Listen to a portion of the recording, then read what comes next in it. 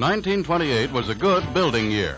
Almost $3 billion worth of new residential construction saw the light of day. But in 1929, even before the Depression became general, building dropped off to slightly under $2 billion. Year after year throughout the Depression, this decline continued. Each succeeding drop meaning thousands more men laid off in the building and allied industries. Until in 1934, all of the new homes built in the United States were worth only $227 million. A decline of 92% from 1928. But due to the stimulation of the National Housing Act, 1935 presents a different picture. From every section of the country come reports of vastly increased building activity. Now, in these pictures, we show you a few of the thousands of houses of all types that are currently under construction as a result of this building boom. We show you a few of the hundreds of thousands of men whom it has put back to work, some of them after years of idleness. Carpenters, bricklayers, masons, plumbers, men from every division of the building trades are getting an honest day's work. And this reemployment is not limited to the building trades. For every man put to work on a house, several more are engaged in making the needed materials and transporting them to where they are to be used. This coffee and that comes out of a pay envelope tastes a lot sweeter than the same food when it's bought with a relief check. This tidal wave of new construction is an important contribution to the economic rebuilding of America. Homeownership is the basis of a happy, contented family life.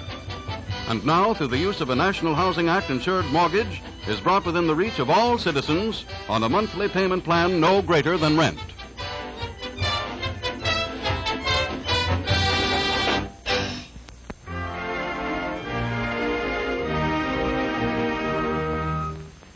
Thousands of people get a big thrill out of looking at model houses, and a much bigger thrill when they buy one. This couple is going through a model house now. Suppose we follow them. The husband apparently isn't very keen about it all, but you know how wives are. So in they go to this delightful living room.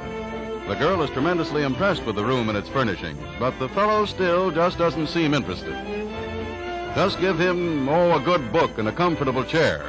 Until his wife sees him, then it's a different story. Get up out of there, boy, and get going.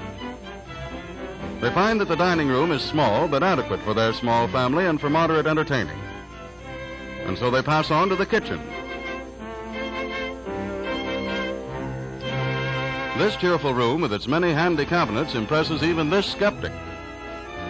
And his wife is entranced by the modern flat-topped stove.